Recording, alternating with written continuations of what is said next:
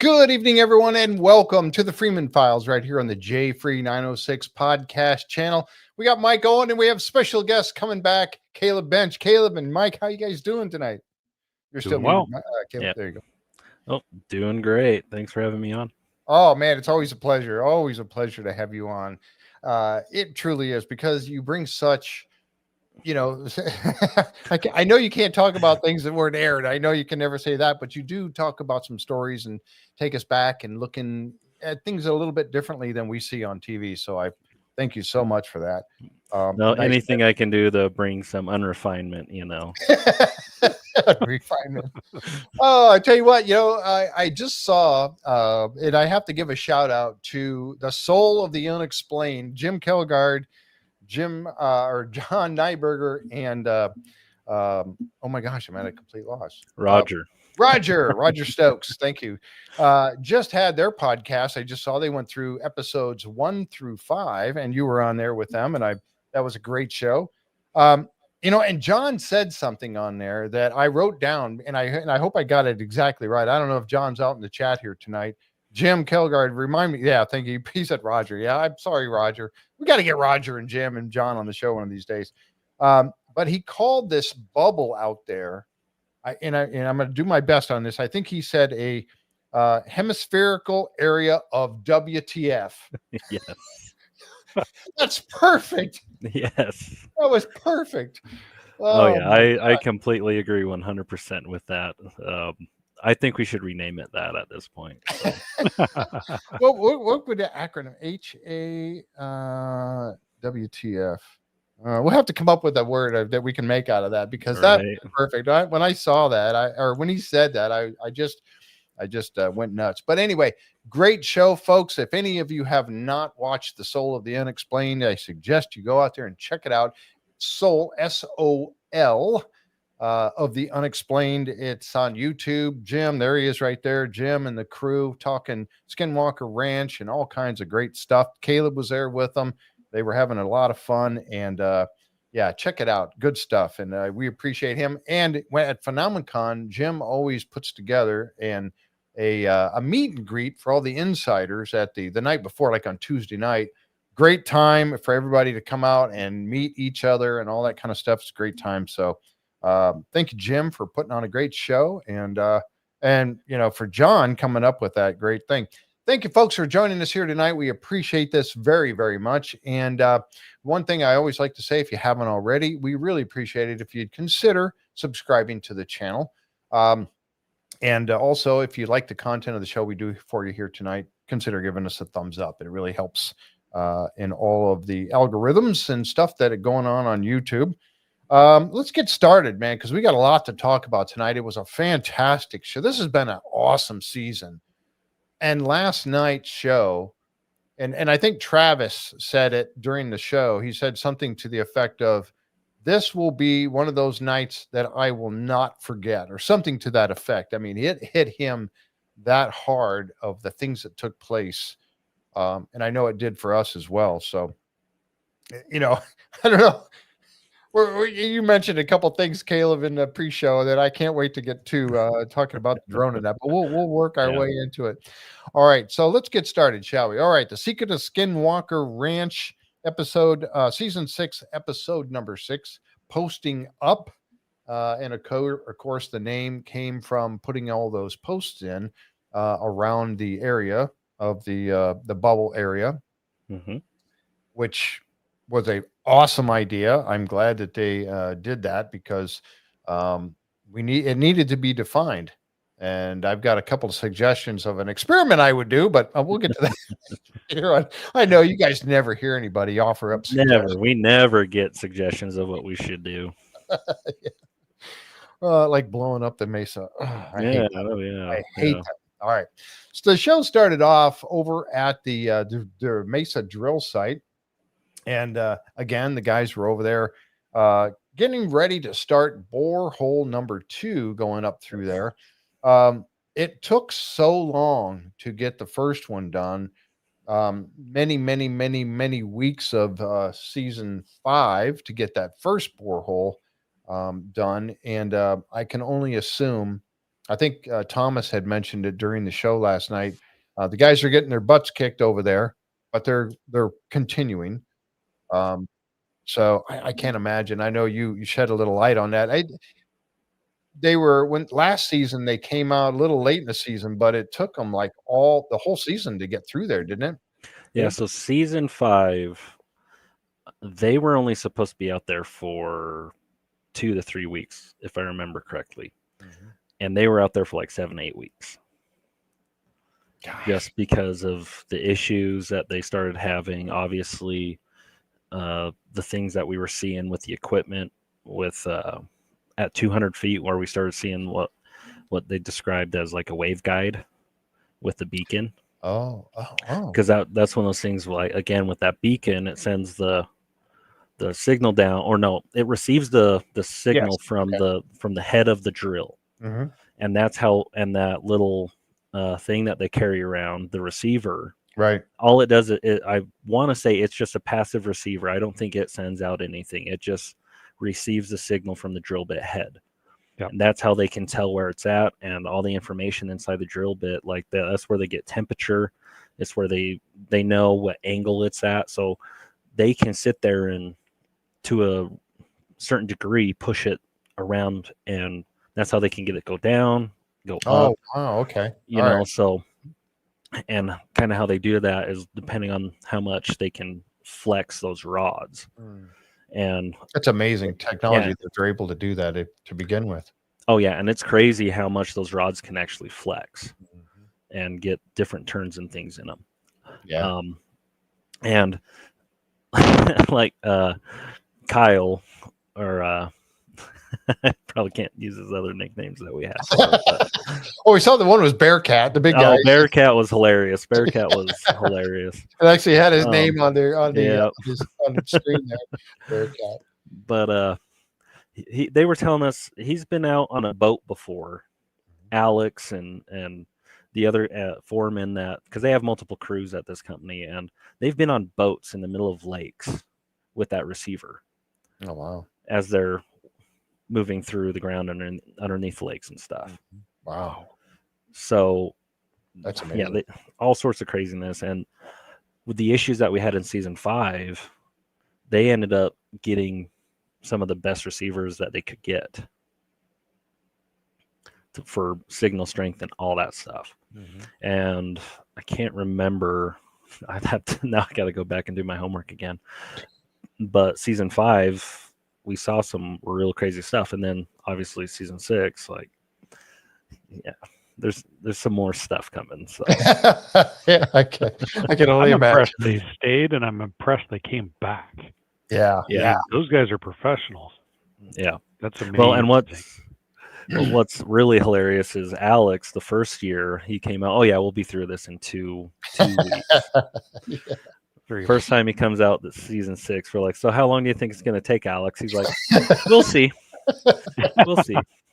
Oh, so he wasn't putting any date on it, huh? Okay. No, he learned his lesson after the first year. So yeah, all the changing of batteries and the changing of, that was a struggle. I can't imagine, because when they're on a job, I have no idea, and it's none of our business what how they get compensated for their work out here. But I mean, you plan a time frame for a job, and if it goes way beyond that, you're starting to be in an area where profits might have a little bit of an issue, or become a bit of an issue. So now they're probably more prepared for like Thomas said, getting their butts kicked. But I don't know. That's like Mike said. If they came back, that's a testament right there. Well, so season 5 again, they were out there for 7-8 weeks, if I remember right. We're only supposed to be out there for 2 to 3 weeks, and the longer that drill is out on a single job like that, obviously the less money the company makes. Yeah. And I'm pretty confident to tell you that they haven't made any money doing this drilling for us at all. Well, at least they get some recognition anyway, because I'll tell you what, if anything, they prove they can get it done, because they did. Yes. And that they're going to stick to it, and they're going to keep driving, everything that, every issue that comes up, they're going to keep working at it to solve it and get the job done. So that right there should be a great advertisement for their company, to going through all of this. So, well, and then you're starting to see more of the issues that they're running into. So we go through, they couldn't ream borehole 1 the way we wanted to, which was okay. We just settled back down to like the original size for the hole, because yes, the equipment that we were looking at does fit in there, but we were going, okay, say 3 to 4 years down the road, we might have a bigger piece of equipment that we don't have now. Who knows? So if we could get a bigger hole, essentially it would cost the same. All they have to do is put the different reamer bits on. But both times they actually stepped down the reamer bit coming through borehole 1 for season 6 twice. Oh wow. Because it just couldn't keep going for whatever reason. And that's where we were like, well, because we were running into some of those same issues of why isn't this chewing it up the way they think it should. And so they only made it down like 60 feet. Wow. And then we were just like, well, look, we can't do this and chew up all the time before, and not even get to borehole 2 yet. Right. Exactly. Yep. And so that was part of the decision-making process of let's just get it sealed and put that cement down there and get borehole 1 stabilized as much as we can and go to borehole 2.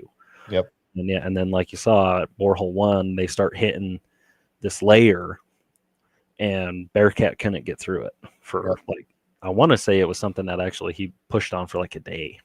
Oh wow. And that's one of those things that we're all kind of like, at this point, I don't feel that they've done justice to show, like Tom was saying, they've been getting their butts kicked at that point on just trying to get movement on some of this stuff. Right. But Bearcat did get through that layer that you guys see, and that's around the time that Chris found some of that magnetic material there also. Right. Well, here's the drill bit as it goes, and I wanted the reason I captured this particular picture is because I wanted everybody to see the water being shot, or the solution, whatever this fluid is that they're using, a mixture of something, I don't know, but I wanted this to be shown because and here's Chris Roberts, the archaeologist, and so many of us were applauding the fact that an archaeologist was brought out to the ranch to go through the spoils, and that I thought it was a great thing. Hopefully this gentleman here will find a lot of good stuff for you. But I was really happy. One of the things that they said, or he said, and I wrote this down, was that he is a archaeologist of historical and historic and prehistoric archaeology. So I thought that was really cool. So Chris has an extensive background actually running large multi-million-dollar projects. Oh wow. All through this area in regards to power lines, oil field, and then also spent a lot of time in California doing a lot of work down there, if I remember right. Wow.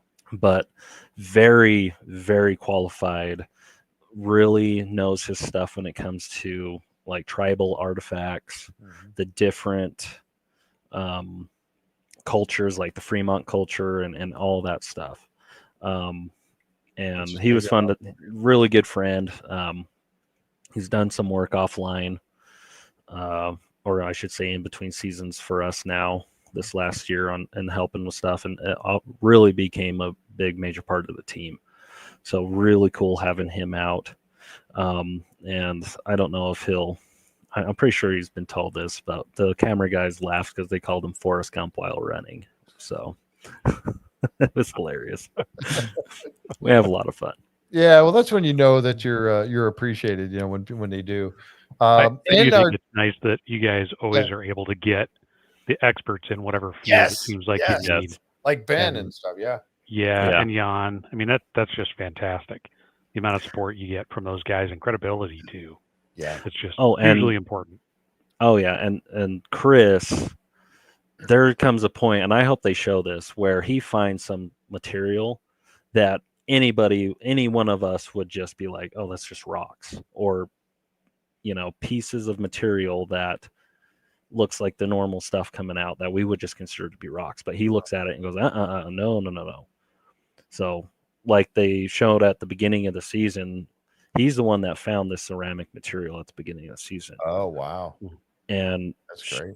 And he was the one that really found probably the most amazing thing we found so far. And you're going to see that process.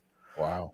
So, and that was one of those things where there were some of it that was colored in such a way that if you put it next to the normal spoils that we were pulling out and sifting through, none of us would know what it was. Yep. I wouldn't. I don't know. Yeah, not our expertise, and that's the difference. And obviously, we can spot certain things and go, "Oh, that's out of place." Mm-hmm. But yeah. Glad to see Jan Francke back out there, and and I was actually speaking with Jan today a little bit about this, and he is a true professional, no doubt about that. B. Jones, for sure, and so and he's going to be coming back on the show, folks, just to let you know. He and I were talking about that today. He's excited. He's busy. He's overseas again doing one of his huge projects that he gets involved in, like the pyramids or, all this great stuff.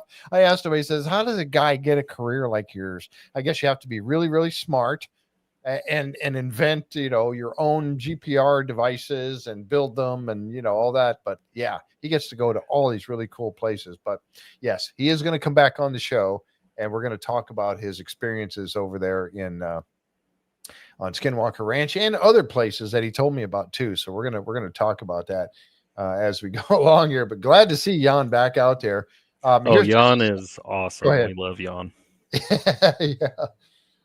Here they are up on the Mesa. You guys are all up on the Mesa, and he talked about this particular GPR unit, and he said this new GPR device with a computer on board designed to be used in the pyramids of Egypt to get between the cracks, very small cracks in there. And so he brought this out, and just like I said, he makes his own GPR stuff. And this is the idea. They want to get this down in the borehole and then use the GPR to help start to detect the anomaly that you and Jan, Kaleb, you guys had detected when you were dragging that other GPR across the top of the Mesa, back and forth and back and forth. Yes, the excursions that Jan and I get to go on are always a good time. So yeah, you get to work out. And I got a picture. Here's one. There you are. You're I think at this point you're trying to get into the Mesa, putting it down the borehole. You're still pushing it in there. But unfortunately, you came to a dead spot where you couldn't get past. Yeah, so this is one of those things that I wish they'd have just played it the way it happened, because they kind of tried to make it more like, oh no. Mm-hmm. So we pushed it down. We got down about that 240 feet. Mm-hmm. But the issue was it was still wet. Oh. And so we were just pushing mud, I think, at that point, and that's why we couldn't keep going, because one, we didn't want to damage the hole anymore or push and make an obstruction ourselves. Right. And like when we pulled that whole thing out, because what we were doing is we had that PVC pipe, and then you saw us taping Jan's GPR unit at the on the first pole there, and then we were taping the wire that it was connected to the PVC pipe. Okay. And then yes, I was the one that got to push that thing all the way down. So get the muscle out there and have him do it. Yeah. Because the problem was the hole didn't have obviously really good ventilation, and we tried to attach a blower to it and all this stuff to dry it out before we put that GPR unit down there, and it just was in the middle of the hole. It was still pretty wet, just hadn't been able to dry out yet. So that was what we were running up to. But there is other stuff that happens in regards to some of the data that Jan got that causes some issues. And so, okay. Yeah. Yeah. Well, I saw that it was a trial to get this thing in there, and then it was probably a trial to get it back out. Yeah, you saw me get so sick and tired of it towards the end. I was like, all right, I'm just pulling all this stupid thing out. So I just put it over my shoulder and I just started walking instead of trying to. Yeah, you see me as I'm like, I was done with it. I just grabbed it and I was like, all right, I'm just freaking going. And I walked like 200 feet. That's awesome. Yeah, that's but at least and I was afraid that the pipes would come apart or something, and then you would, you're okay. Now how are we gonna get it back out? Oh yeah, that is a legit thing that we always talk about too. Is okay if, and there's gonna come a point where you see us having these conversations with borehole 2, and as we kind of come back to borehole 1, like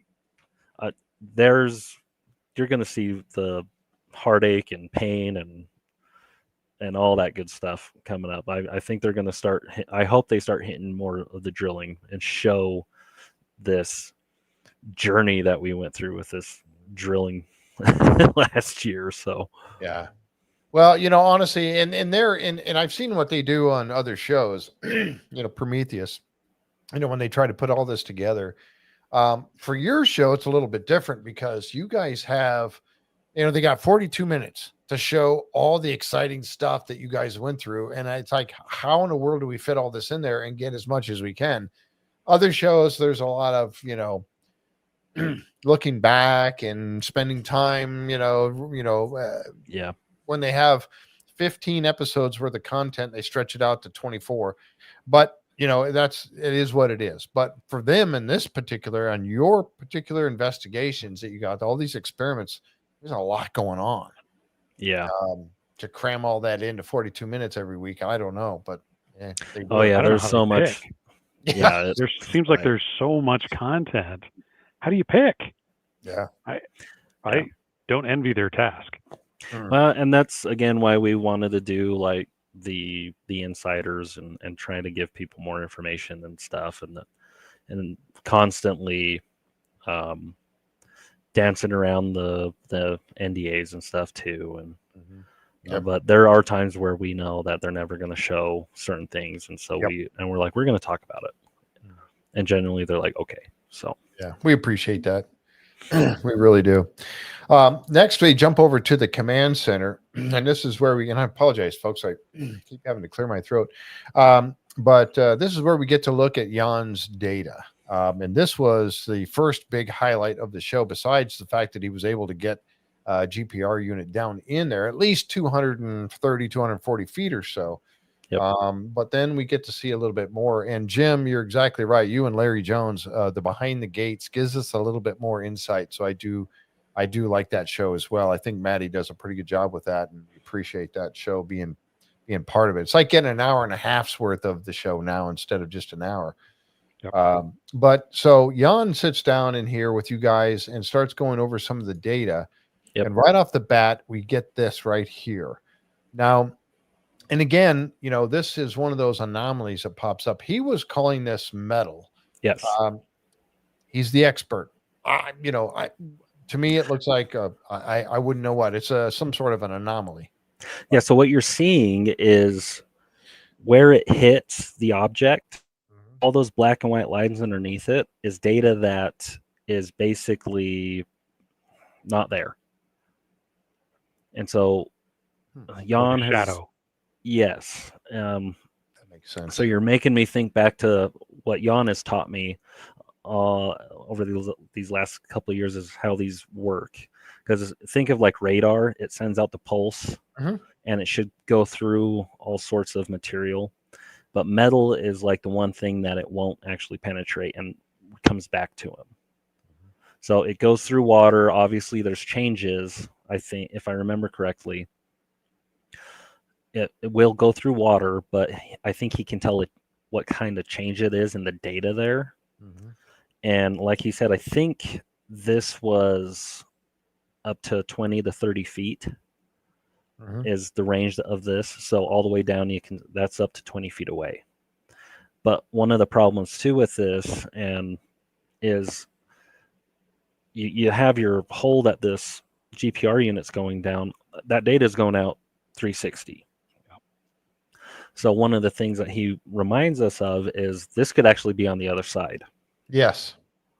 From where we think it is. Yep. And that's why it's so important to get borehole 2 done, so we can triangulate and really try and get the information of what this object is that we're hoping to find out what it is. And that's the whole point of doing both these drill holes, because if we can, we want to try and get as much of that 360 imaging of whatever this is as possible. Yeah, Mary Lee's asking, Kaleb, is this the top of the mesa or ground below it? So this is inside the mesa. All this data is inside the mesa. I don't know if you can see how far. Yeah, this one here says 20. This is 20 meters, so that would have been somewhere around 60-some feet, 65 feet. And this one over here says 45 meters. Yes. Or right here. Yep. And go ahead. So just think about this. We cannot keep reaming at 60 feet. Oh. So there's a little nugget for you. Stay tuned. Yeah, and that's not far away. Because the left-hand scale, I think, is only that first graduation is 5 meters. So 5 right here. A meter, maybe meter and a half, 2 meters. Very close to the hole. Very close to where the hole is. So this was really exciting for us because, again, go back to the GPR that we've done before, just from top level going down. And we've done 2 or 3 of these scans at this point showing that this object's there over the last couple of years, right? And so borehole 1 did exactly what we wanted it to. We got it approximately 15 to 20 feet, maybe closer in some areas, next to this object, and we get Jan's data down there, and it's showing these returns. So very exciting for us. Big, huge information right there. Yep. And again, that 60 feet is a really interesting depth now. Ah, very good. Well, and we saw, and I don't have a picture handy for it, but we saw that where the top down, looking at when you were dragging that GPR snake back and forth across there and looking down, there was the large 400 and some odd, that's what they keep saying, 400 foot long object down there. But then there was all this splatter around the sides. And I was kind of thinking that maybe some of those little spots you're hitting is some of that splatter around the sides of the actual, the big blob. So you're hitting some of those, whatever that other debris field, if that's what I think Travis keeps calling it, a debris field. So that's interesting. And I'm thank you for pointing that out, because that was something that Jan, we had talked to him when he was on the show before. He was mostly talking about the pyramids and that anomaly that everybody said, these towers and this thing all down below it, that he's like, no. Anyway, that's a great show. If any of you haven't seen it, please go back and watch that with Jan Francke. We had a nice podcast, but we talked to him about his time on Oak Island. And that was the same thing that we brought up. He was putting it down in these PVC boreholes that they had done straight down. Yep. The thing it says that he pointed out is we do not have a direction. Right. So it's not saying it's east, south, whatever from the borehole. It just shows up being that close. Yes. You pointed out that that's why you need that other borehole, so that you can get that triangulation. So perfect. I'm so glad you brought that up. Yep. And a good reminder too is the unit that Jan actually puts down borehole 1 is different from the one that we used to go across the top. So I want to say the one that goes across the top has a much larger range, or a longer range, because of the wavelengths that he's using on that one. He's able to penetrate deeper. I want to say that's the one that can actually go up to like 120 feet, I think. Don't quote me. I don't want Jan to yell at me in his Canadian accent of his. We have a lot of fun. He's a great guy. He really is. Love Jan. But the GPR that we've used to go over the top is also the GPR that we used as like a passive radar in the one episode to actually catch the one anomaly that was in the air. Yep. That really freaked him out. So the unit that we're using inside the borehole wasn't as powerful, because he also just said it was a good thing that we didn't go bigger with the reaming process, because you can actually get a little bit of reflection or from the hole itself. Yes, or echo, or whatever word you want to put in there to help you understand. Like if the borehole's this big and his object, his GPR unit's like this, you could get ringing off the borehole itself. So us having that smaller borehole with this particular GPR unit was a good thing. So we got really good returns. He was very happy with those returns. Great. That's good. Yeah, that makes me happy too, knowing that it's if he's happy, I'm happy, because he's the one that makes this. He's expert in this field for sure. Yeah, and there's a reason why he goes to 128 countries all over the world to do this stuff. So. Yeah. Oh, it was amazing talking about it. Even when he was telling me today where he's at and where he's going coming up here, I'm just like, do you need an assistant? Can I know. I'm like, do you need a bodyguard? Jan, I'll go with you. Oh my gosh, the man, what a career. My goodness. Yeah. Awesome guy. Yeah, he is. And okay, so next what they did, Jan, he had his meeting and he went over the information that he had. We got to see a little bit of that. But then they ran into this issue at the drill site where the fluid that they're pumping in there, and that's why I showed you that picture of that thing shooting it out at the end. Yeah. Now they're talking about the fact that it's not coming back out, and it would, as they're drilling in, it's going to be pouring back out of this hole and going into the spoils hole. That's where he's vacuuming right now, which then goes into this big vacuum truck to contain it. Then Chris will go through it. The archaeologist will go through all the spoils. Well, all of a sudden, the fluid stops coming back out. Yeah. And they're about 85 feet into the Mesa at this point of borehole number 2. Yes. That is a problem, because now where is this fluid going? It has to be in for me, and again, this is from my uneducated point of view, that it has to be going into a void or somewhere inside the Mesa. Is it filling the space up now with all this fluid? I mean, exactly. So this is one of the things I think Tom also wishes that they would do a better job of showing us, because like the graphic that they always show is we have this anomaly in the Mesa, and they're showing the two boreholes like so far apart, right? Mm-hmm. Going straight up. Right. We're in the same pit as borehole 1 here. Yeah, that's what it looked like. Okay. So the entry points of the holes are only like 10 feet apart from each other. Okay. All right. And what we're doing is actually kind of going up, and the anomaly sits in such a way, like back here, right? We know it has a certain angle to it. So borehole 1 comes up and like snakes right along the anomaly. Okay. And so again, with Jan's data, we see we're next to it. We're right where we want to be. Perfect. And we're potentially confirming that all this other data from Jan's GPR on the top. Mm-hmm. Borehole 2, we actually have to kind of go out a lot more and then turn and come back up next to it. Oh, okay. See, that's great information. We did not know that. Yeah. So potentially with this, and Tom would have more information on this because he's so much closer to the drillers and the process. But I want to say we had an entire conversation here because, again, they dumped like 250, and I want to say they dumped more than that after that conversation of 250 gallons of this bentonite solution that they put in there. So bentonite is just a type of clay. Okay. All right. And that's what they're lubricating the hole and the drill bit with.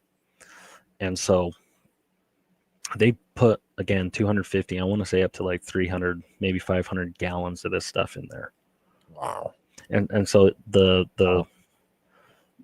I want to say the issue is if you have this big void and you can't get a solid casing for your borehole, you can't run anything up and down that, right? So the process would be they have to remove all the pipe and all the stuff from that hole move the drill to another location and try and get a solid hole. So each one of these lengths is 20 feet.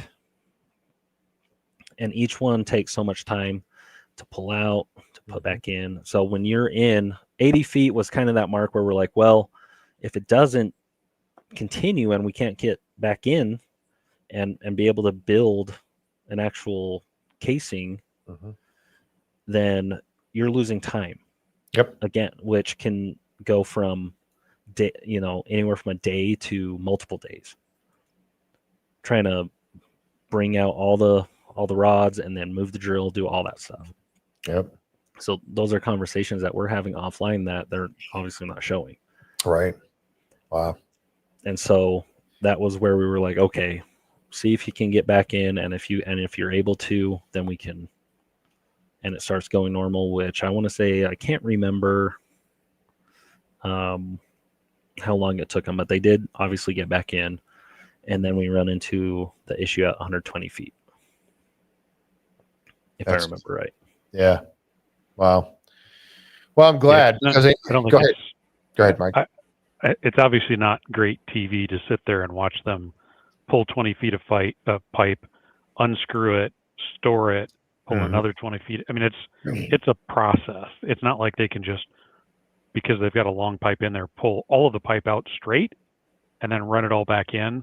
They have to pull out a section, take that section off, put it away, pull another section out, take that section off, put it away.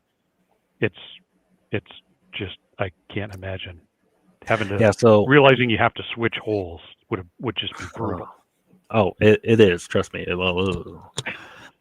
So imagine, if you will, like they have a big, I can't remember what it's called, but think of like a magazine on like a rifle. So they have these magazines full of pipe, and I want to say they hold enough for like 300 feet. And then they have to take the magazine off, put another one on, and then start going through. And yeah, you're hitting it right on the head there, Mike.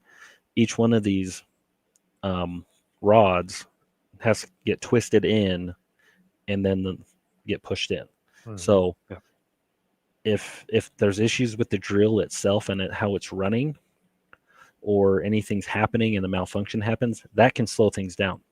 And I want to say in season 5, we potentially have one of these issues where if something breaks and we can't get that rod out of the ground,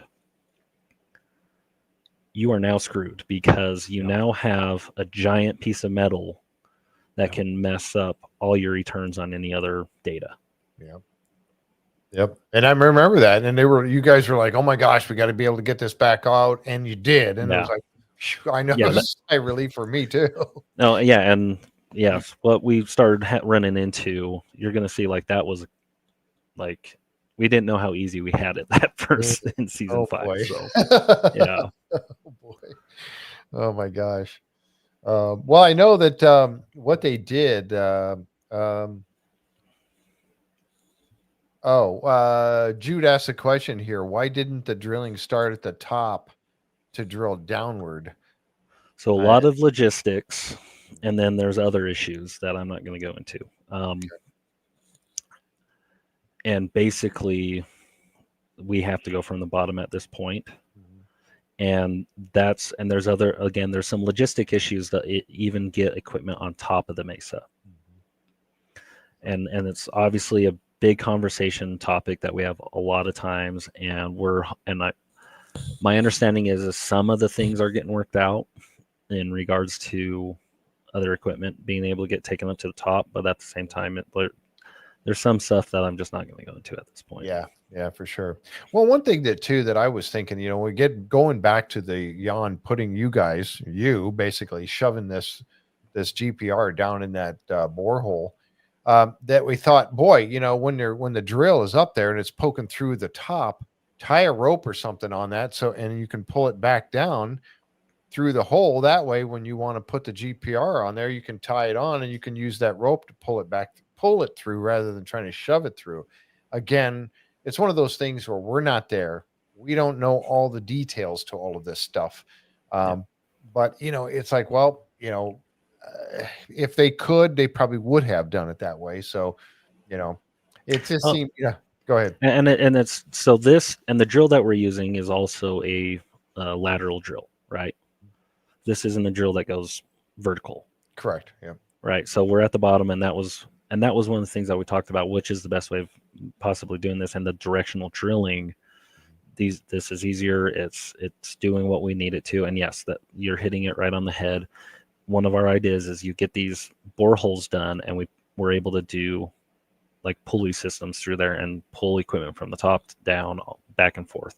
You know, we've joked about having a zip line out there that we can go up and down, you know, or a ski lift. How nice that would be, you know. Yeah.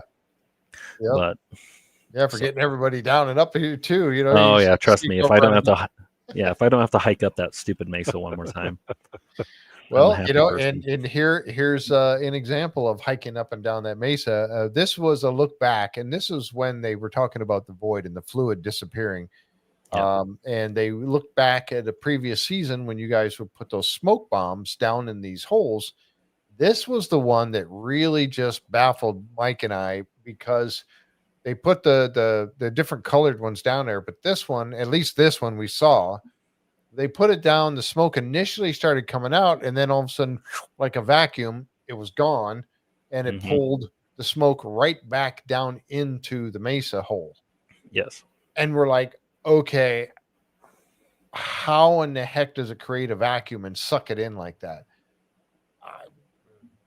I mean, I don't know. You would think that there's got to be an opening somewhere else, and it's creating a vacuum as the wind blows through. I don't know. Remember this, Mike? Yeah. It's got to be going someplace. And as far as I recall, we never did see it come out anywhere. No. It wasn't like it started popping up out of the top of the mesa in a couple of different spots. So clearly there's cavities and voids, open air voids throughout the mesa. Just not something you probably can get through. Yeah, and that's where there's going to be some more data coming out in regards to some of this too. Obviously, we're doing as much follow up as we can, and there's obviously things like I'm reading some more of the conversations. You know, we had the lady from Crystal Oak Island come out, and that drilling company, and she looked at it, and the reason why we couldn't do is budget. Because, you know, people are like, oh, we would love nothing more than to have a drill that can put a hole in there that we can walk in. Oh, yeah. You know, but who's paying for that? Right. Have the guys from Oak Island pay for it. Right. She's been putting in a lot of caissons in there. Thank you, Craig, very much. And so and there's other reasons like that, and logistics and a lot of the stuff that I understand people want some more answers and stuff, but some of them we just can't get right, you know, right now. Yep. We understand that. Yeah. So it's just one of those things, again, like, remember, have patience, because trust us, if you think you want to know what's in there, come sit out here and watch these drills for a whole summer and tell me you don't want to get in there. Yeah. Yeah, for sure. And all these stuff that, like, you know, and it's pretty obvious. And like, we're going back to Jan Francke real quick, is that I really trust his expertise. And if he says something's going on in there, I believe there's something going on in there that, and so, yeah, what's the best way to get to it? I think you guys are approaching this correctly. I really do. You know, again, people have come up with a lot of different ideas on things to do. Most of 90% of them are hogwash because it could never happen. But I think you guys are approaching it the right way. I really do. Get the data and let the data tell you more before you try to do something crazy. Well, and then it's also like, if we had just gone in there, say, with the demolition team and tried to excavate the mesa by demolition, right? Look at all the data that we want to have now. Correct. From, you know, having these beacons that make it look like there's a huge waveguide in there that could potentially be another clue as to what this object is, right? And we wouldn't have the data from, say, when they take the data over between Homestead 2 and Homestead 3, and it works like a charm. And they're driving back to the drill site, and right there at that barrier of the wall, or, you know, the bubble or whatever, that beacon sitting 2 feet from the receiver inside of a pickup truck starts having the same issues that it has on top of the Mesa. Like, we wouldn't have that data. Right. Exactly. You know? So think of all the other gold nuggets that we're getting with this biopsy. How Eric and Travis are saying is, like, we're trying to go in as precise as we can, get as much data as possible. And again, and you just say that, and like Eric says it all the time, let us be led by the data. Yep. Exactly. Yeah. And I think your approach is very good on this. So what they do next, and this was something that I'm so glad. It's so funny because, you know, Tom or Mike and I will sit here and speculate. And Tom just brought up the thing about speculation. Yes, we do a lot of that, don't we, Tom? And Mike. But that's part of the thing. You know, when we had Eric on here, he was talking about just that very thing. You have to speculate a little bit so you come up with ideas of what to do. That's the fun part of it. We have fun doing that, and that's where you guys miss the conversations that we have as a team offline when cameras and the production team's not even there. And those are the things that are fun, is where we're sitting there talking about this stuff that we're seeing and experiencing, and we're going, what if? You know, and then that's the other phenomenal or remarkable part of it is we have conversations from 2 or 3, 4, 5, 6 years ago now, where stuff's happening now where we're going, wait a minute, do you remember that? Yes, I do. Right. And we're sitting here going, oh, wait. And because we've had so much stuff happen that some things we forget. Yep. You know, and especially in the moment where some stuff doesn't seem as important, but now there's stuff coming back where we're going, oh, wait a minute. That ties into what we're doing now. Yeah. Yeah. And we go look at notes and stuff, and we're going, yep. Yeah. And that's really fun. That is a really fun, cool part of this. Yeah. I wish we talked about the blooper reel. We'd love to see the blooper reels for sure. But some of that other stuff, maybe one day, there will be a time where you guys can share so much more. Yeah. Travis Unfiltered. I don't know. Yeah. I want to see that. Yeah. But that would be fun to experience for sure. Somebody on the team needs to be, well, and maybe you are, I don't know, but filming all this kind of stuff so that someday when you're allowed, you can show this, and it would be a lot of fun. Well, I've kind of been asked that question before, you know, like say 20, 30 years ago down the road, right? Someone comes in and gets all these tapes or all the recorded data from our filming seasons. And they asked me, what would people find out? And I'd be like, well, for one, they would know absolutely without a doubt that the phenomena and all that stuff's real. Right? Mm-hmm. And then obviously, yes, there'd be a lot of information that would come out, you know, that would surprise people. Yep. Just be, you know, if you got all the conversations, if you got everything, and obviously, hopefully we're all dead at that point. So. Well, I tell you, honestly, and this was one of those times where the speculation or the thoughts that I had are coming to fruition right here. This right here. Yeah. You know, there's been so much talk about this bubble and its barrier wall going around. And I thought, boy, they need to map this out. Well, boom, here it is happening. It's being mapped out. Coming up with these posts and putting these posts around in certain areas. You know, and some people were asking, you know, either all of these little blue lines you see on here are where the posts are going in.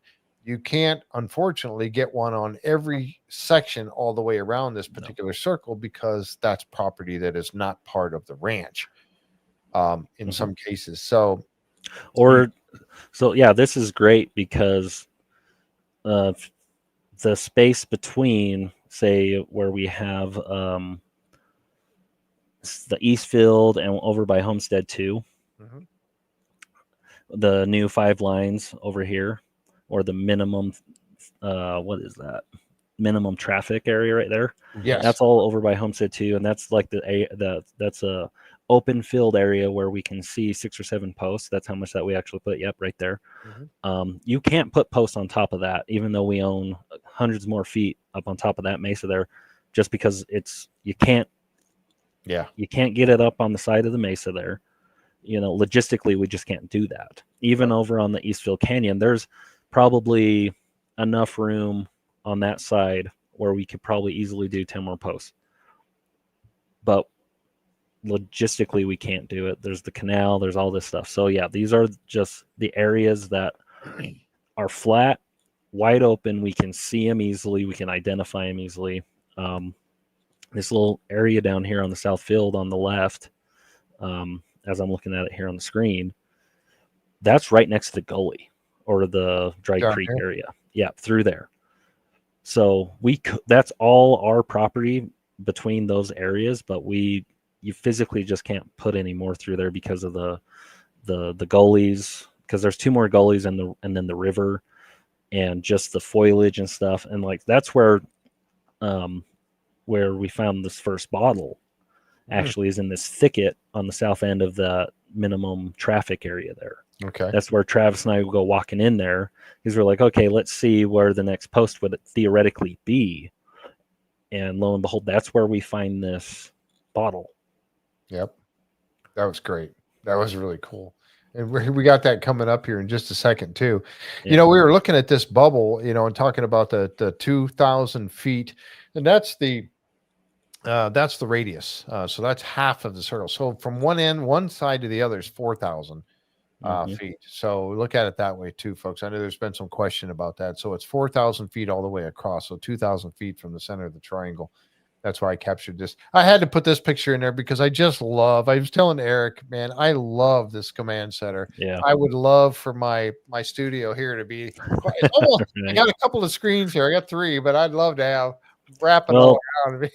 If you can ever get him, I know the contractor who did that. His name's Thomas Winterton. So, there you go. As soon as I get my new permanent location coming up, right, a few years somewhere, yeah, I'll get a hold of Thomas and say, "Let's do it, man." Right. And I wish we had. I know there's got to be some photos from the command center before Tom came in there and gutted that pig and redid it, but. That's great. There's some out there, and yeah, that room that is you would not imagine it. I think it was back in season 1 when Travis first came out to the ranch, and I think Brandon told Eric to show him that magnet, and they went inside this room, which I think is this room where the magnet was that he had in that case, and it didn't look anything like that room does now. So.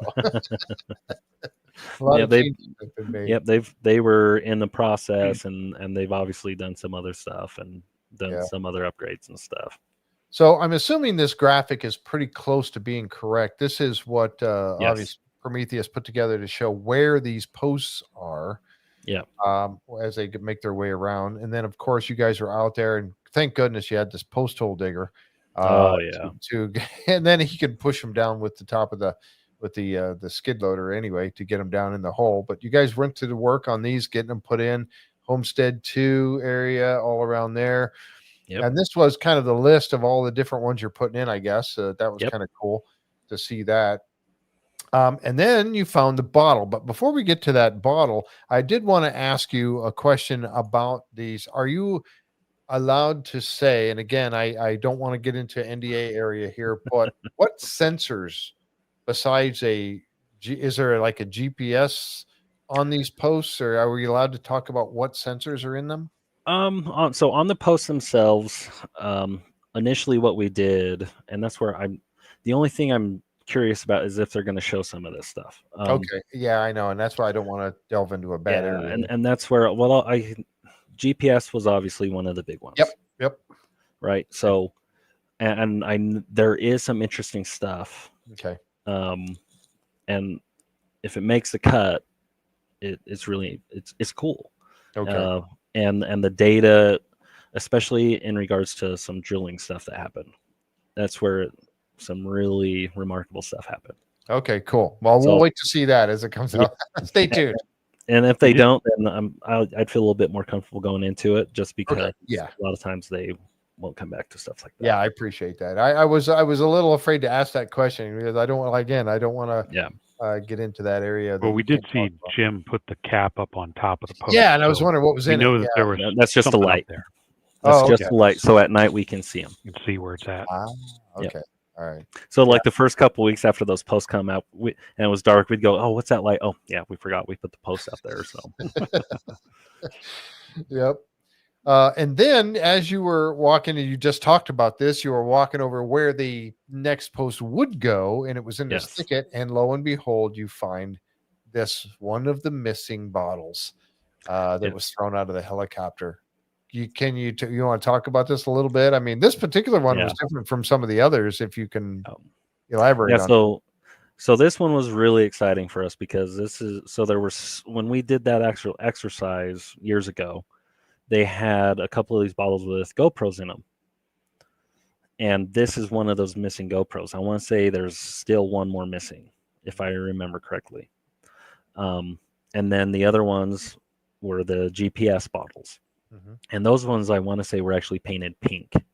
Okay. Mm-hmm. And so I want to say we found all the GPS bottles, but it did take us a little bit of time. So in this location, and there's that, if you went back to that graphic with the post locations, that's actually really good. That might actually really help. Yeah, this one. So if you dive in and on that area over here by Homestead 2, yep, right in there. If you went to where theoretically the next post would be, this bottle was within like 10 to 20 feet of it. Wow. So right in here somewhere. Yeah. Wow. So very close to this. And then when you come across, you can see where like Dry Gulch Creek is and a couple other areas through there. And we found, I want to say it was like 3 or 4 more bottles all throughout this area down on the south side where these other posts are. Wow. And they were all within, again, 20 to 30 feet of it. So, and so I want to say it was 4 to 5 bottles that we found total. Wow. Yeah, we saw 2 on the show. I think it was 2. Yeah. Yeah. Just and so we found like 2 or 3 more because I want to say at that point where I'm standing in the south field and I show them that second one. Yeah. That was like end of filming day. We were done. And that was just a real quick, oh crap, we just found another one. Let's get this real fast. I hold it up. Hey, Travis, we found another one. And then they kill the cameras because it's time for them to vamos. Yeah. And we found like 2 or 3 more through there. Wow. So we found, again, all told 3 to 4 to 5 bottles all along that barrier. See, and that's the crazy thing. And this really hit me so hard when you were talking about this on the show, was the fact that they were along the barrier of the bubble as if, and here's this, hey, there's a helper. I was going to say baby bench, but he's not a baby anymore. Look at him. He's huge. No, he's this now. It's crazy. That's great. But as if these bottles that were being thrown out did, in fact, you can see it right here. Here's the graphic, and it's like they came down, they hit, and they would follow the dome all the way down because you found them along what would be the barrier. Yes. How else could they be there? If the wind was blowing them, they'd be generally in the same area, I would think, because the wind was blowing. You'd think the wind's going to be throughout the time that they were being tossed out of the helicopter, the wind would be blowing the same direction generally. And so they would all be generally in the same area. But now you've got them on the west side, all the way around the south side, and outside or right along that boundary. Well, when you go back and watch this, you're hitting a lot of awesome points, because as we're sitting there watching that exercise and these bottles coming out of that helicopter, there were bottles that we watched come all the way down. And yes, some of them had some drift and there was a little bit of wind, if I remember right, that day. So some of those bottles would get pushed and they're not going to, be in a straight line the entire time, right? But there were ones that we were watching. We all swore up and down. We were like, we were watching it come down and then it would just disappear. And there was one they talked about that on the show. It disappeared. Yeah. Wow. We were literally visually watching some of these come down and they were just gone. And we're like, makes no sense. Makes no sense. And then we get that GPS bottle that shows the data where it comes down and doink. And that's where we find that bottle. If you went back to that graphic where these posts are, we're easily 1,000, 1,500 feet, depending on where that helicopter was when they threw these out. Yeah. They're not drifting that far, especially when it's the opposite direction of, like, the helicopter's going this way. That bottle is not going backwards. It's going forwards. Yeah. If that makes sense. All along this edge. Yeah. And that helicopter's up over here by the triangle. Yeah. Yeah, exactly. And I want to say over here. Yeah. And they're going, I want to say, in an east to west direction. And so that bottle is coming like forward with the helicopter, not away from it. Like if the helicopter is coming this way, that bottle's going that way too. That doesn't make sense. And that's where we're going, what the heck? And so I can't remember we watched the video of that GoPro, obviously, because the GoPro was fine. It actually survived, which is nuts. It survived like 3 or 4 winters out there, all that stuff. So and falling, yes, and falling, yep, bouncing off of a invisible dome, and yeah. Yeah, I would love to see that. Maybe someday we'll get to see some of that footage. I mean, that would be interesting to see if you were watching. Doink! Wait a minute. Well, it's one where like certain people, you'll get all because it's just yeah, goes nuts. That would get me going for sure. Yeah. Well, that was and here's your hurrah. Yeah. But you mentioned this earlier about going back and the things that you did in previous seasons that now you're doing them, you're realizing this dome and you're going, something we did a while back now makes more sense. And this is probably one of them. Oh yeah. Well, and then coupled with all this other data that we're getting in regards to the bubble itself now, right? It's just another hard physical piece of evidence that we're dealing with something here that is interacting physically with objects. Yep. Yeah. I think it was really pretty validating, though, to find those bottles where they were. Yeah. Because going back and watching on TV, we kind of it's something that's hard to film to show that they're curving and going off in directions. All we do is kind of take your word for it, and then to find them all in that, just outside of that radius, years later is pretty validating to what actually happened at that point. Yeah, and some of them would technically maybe be on the inside edge too, as opposed to the outside edge too. Yep. So that's another thing is this bubble again? Is it fluctuating, or is it thicker, or what's happening? How is it reacting? Right. Yeah. Exactly. Yep. Yeah. Is it static or dynamic? Yeah. Yeah. Just don't simply know at this point. But yeah, that's great. Awesome data to be able to now find those. That, to me, that just blows me away that you were able to find those. And that medicine ball. We keep going. Where's the medicine ball? I know. Trust me, I'm on the top of the list of where the heck that medicine ball is. Oh my gosh. Yep. Yeah. So and maybe one day you'll find it along the along the barrier as well. All right. So this picture here, I grabbed this one. The drillers were able to. The fluid is now coming back out. How that happens, I don't know. If you went through this void area where it was all disappearing, and now you're back in, drilling through rock or whatever again, through the mesa again, and now the fluid's coming back. I don't know. Or did it fill up the void and now flowing back out? Who knows? I know we moved the drill on some stuff, and that's why I can't remember if they did actually have to pull out and go in again, or if they were able to just continue. And I can't remember. Too far back to remember a year ago.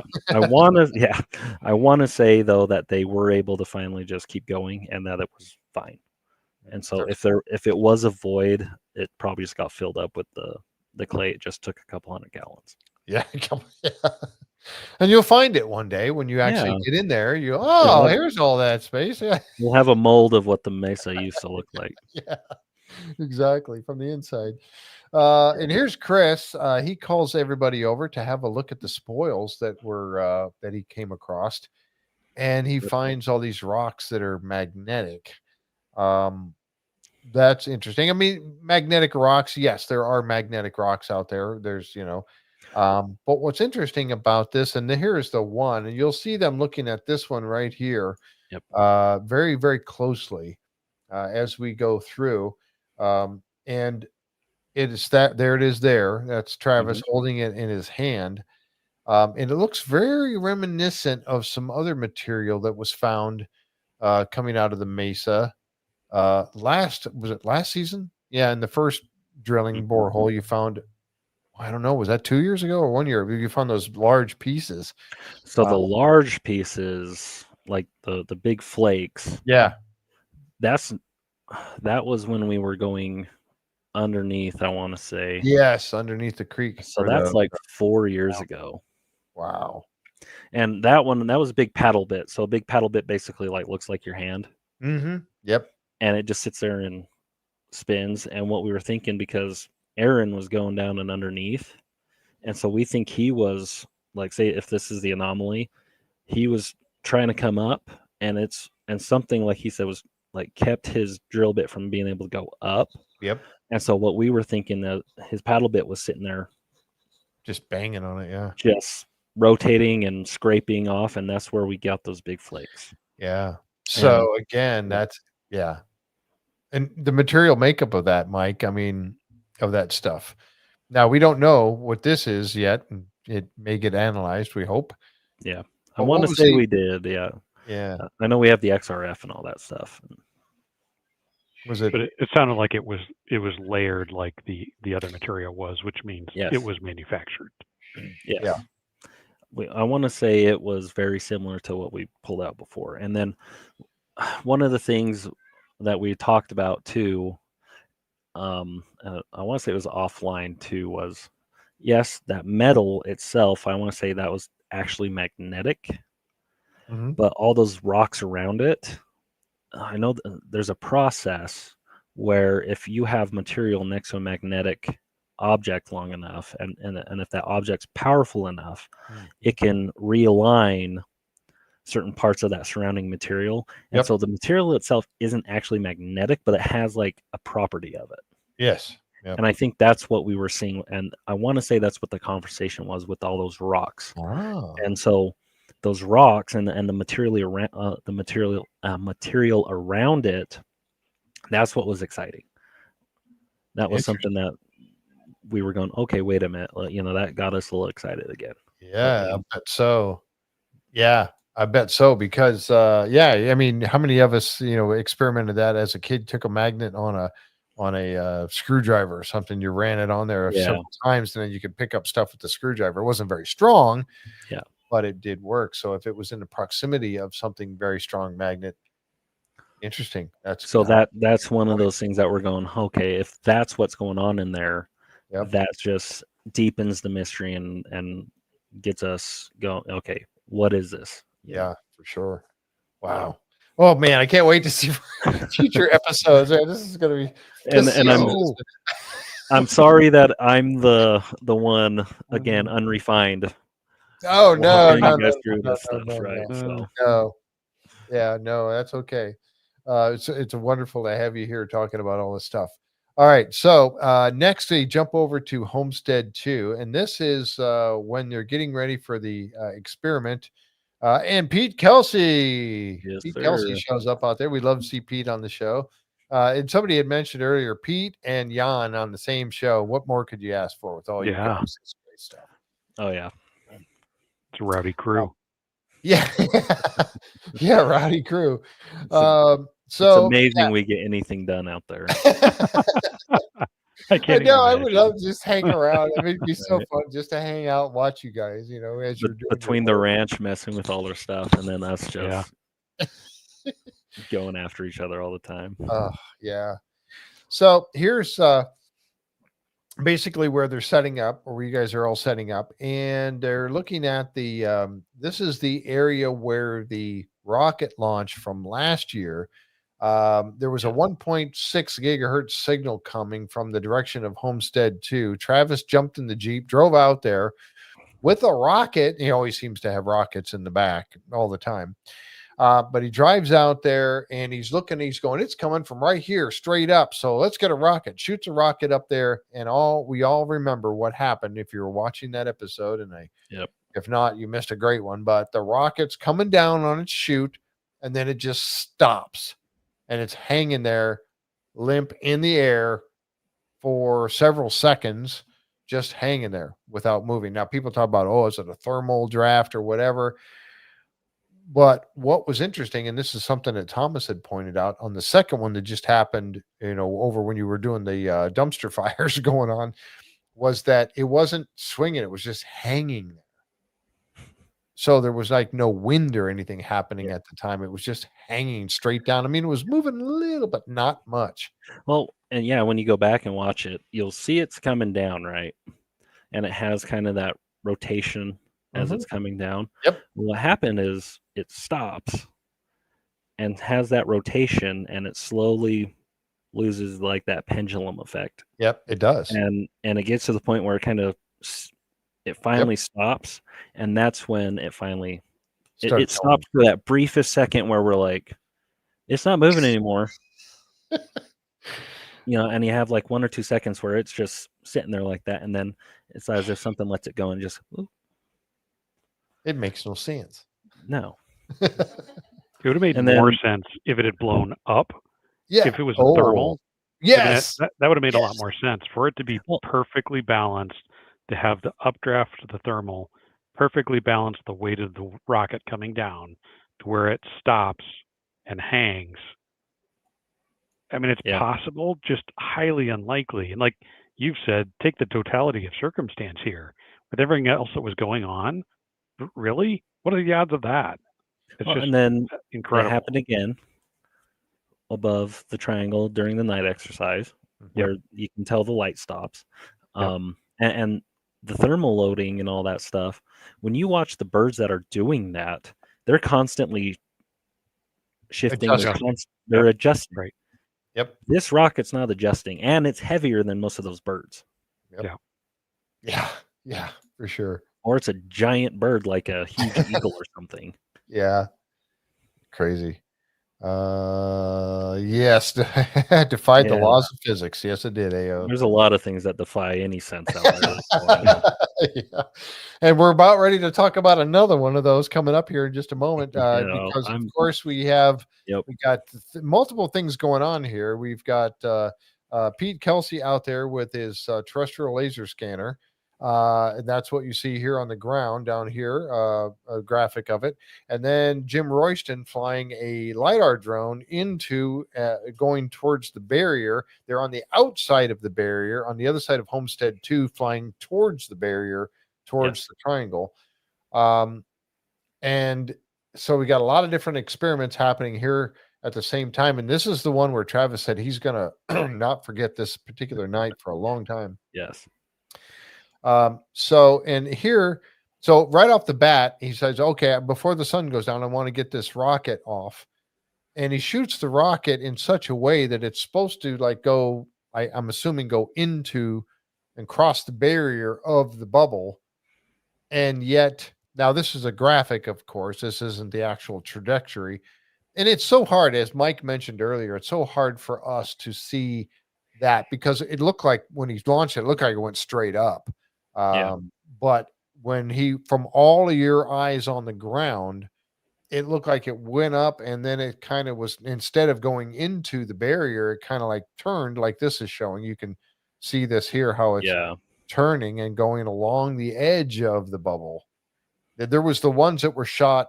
I don't remember if it was last week or the week before that they shot from the east field and it went around it. And then they shot another one and he aimed it differently and it went around to the south. One went around to the north, one went around to the south.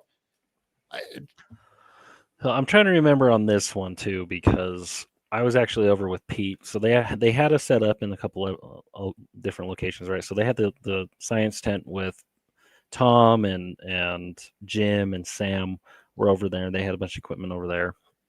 And then I was down a little bit away from them with Pete, where he had his terrestrial laser scanner set up, and I had the SLAM scanner because we were like, let's see if we get anything in those scans. You always got to carry that thing around in your backpack. Right. All the time. I may as well.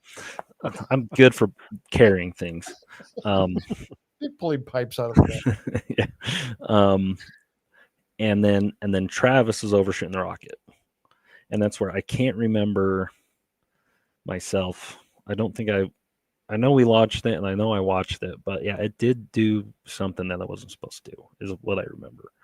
And it goes up, and yeah, it did kind of look like it was following like the barrier in a way, or doing something it wasn't supposed to. And then when it finally pops and goes, it floated off over to near the drill site. Wow. Mm-hmm. Yeah. So that was nuts in itself. But again, one of those types of things where it's being affected by something that, and I like what Michelle Stratton said here just a little bit ago, and I'm scrolling back to see if I can find it. She was talking about the rocket when I mentioned about having the rocket in the back. Oh yeah, doesn't everyone carry a spare rocket all the time, or is that just an Alabama thing? No, it's an Alabama thing, Michelle. Yeah. Do you have? Jay Stratton probably has a few in the back of his. But like I said, eyes on the ground. You guys are seeing this happen right there because we get to see it. It looks like it veered off. Most of the time, Travis has launched probably thousands of rockets in his lifetime, so he knows generally when it's going to go. They go straight up. They don't usually veer off so wildly one way or the other. So when that happens to him, take credence in that, because that's something that he knows about. I mean, he is a rocket scientist for it. And I'd have to go back because you just made me think. I want to say, obviously, when there's wind, there's like the wind cocking and all that. So like when the wind's coming this way, the rocket kind of turns into the wind, and that's why they'll still go straight because of how some of that works. Mm-hmm. That's why I know we had wind that day. You can see it going in some of the when you're watching the episode, and I want to say that's where some of the behavior was. It wasn't doing what it was supposed to with the wind again. Mm-hmm. Also, yeah. But it should turn into the wind because the wind blows on the wind blows on the fins on the bottom of the rocket. So if the wind's going this way, it does that, and it goes into the wind. Yeah, it makes sense. And that's where I want to say it was doing things that it. Again, I want to say that was a part of it too. Oh, yeah. There's a good question. I think the drill site is just inside. Kat asked the question: Is the drill site inside the circle? I think it's just inside. Yeah. Yes, it is. It's very near to where what you're about to see, or what you saw last night with the drone. Yeah, and that's where it came down. Was over by the drill site. And then Jim Royston, he's flying his drone, and he gets over there, and Thomas asks him, "Oh, you're not having any errors?" And as soon as he asks him that, boom, signal lost. Yeah. And the controller radio control. Yeah. Yep. So yeah, that's he's having issues right away, and he brought this one back, or it brought itself back. One or the other. Yes. It came back and landed, and all was well. It didn't crash and burn or anything like that, which is great. And then Travis starts to notice the signal pop up, and then he radios over to Eric in the command center, and sure enough, Eric sees it as well. You're getting the 1.2 gigahertz signal popping up out of nowhere. And again, we've talked about this multiple times, folks. Everybody's heard me talk about it, or them talk about it on the ranch, you guys, about how Eric chose the 1.2 as a new frequency to use because it wasn't really being bought. Nobody was using it, and it was a great one to try. And now all of a sudden they're getting signals back from somebody somewhere in the 1.2 gigahertz range. And they weren't transmitting. You guys weren't transmitting at the time. Not that I remember, no. Yeah. So that's what, So that happens, right, when all of this is going on. Well, and this is the same location. When you go back, it's where we first detect the 1.6. Is the same area that filled we're out there for a night exercise, and that's where we start picking up the 1.6 like above us. Yep. That's crazy. And that's what's so nice about the Kraken. We when Eric was on with us and he explained the Kraken and how it works, that was phenomenal. Yes. To go through and understand that thing, and also that directional antenna that we've seen them use, and they were using it on Beyond Skinwalker Ranch at Kecksburg as well, trying to get the direction where the signal is coming from, which direction it's coming from, because that's key is in this as well. Yep. This particular graphic is showing where the LiDAR drone, as it was flying across and getting all these data errors right there at the boundary of the bubble, which is crazy in itself. Yeah, so this area right here, when you hear us talk about Jace's tree, yes, that tree is sitting right in there. I think you can maybe kind of see the shadow of it in that graphic. So Jace, that tree is literally on the right, sits on this barrier right here. It's up on the road at the base of the Mesa. Yeah. So right where it kind of has this turn where the road turns right here, that's right where that tree is. And where Jay and those two other gentlemen that he was with that night had their experience right there. Yep. And where the beacon, when Tom was in that truck with Alex, that's up over here by Homestead 2, where it started dropping out. So that's one of those things where, how is this barrier, how thick is it? Is it dynamic? What's going on there? Mm-hmm. But we know we have a pretty dang good idea that right here on that line, though, is where a lot of these issues start happening. Yep. And you know what? And that's, again, we talk about going back in time and pulling data from another time and going, oh, now it makes so much more significance now. Yes. It's all those puzzle pieces that we're finally getting put together and going, oh, wait a minute. I just found the piece that goes here, so. Exactly. Yeah. Yep. Some Michelle said, pieces you might not even know is a piece until something like this happens. Exactly. You're like, oh, wait a minute. We get a crazy piece and we're sitting there looking at it. What is this? Put it in this doesn't even go to this puzzle, and put it in a whole nother box. Yep. And then years later, we're like, wait a minute, that does go to this puzzle. Go get that piece back out of that box. Yeah. It goes here now. Just it's so amazing. It really is. And I've said this a million times on the show, but people who say this is all BS, you don't watch the show. You truly don't watch the show. You just write it off without even checking things out, because if you really paid attention to what's happening here, this is so significant. And that's a great point, because I actually saw a comment where someone's like, oh, have you guys tried flying the drone from inside the bubble out?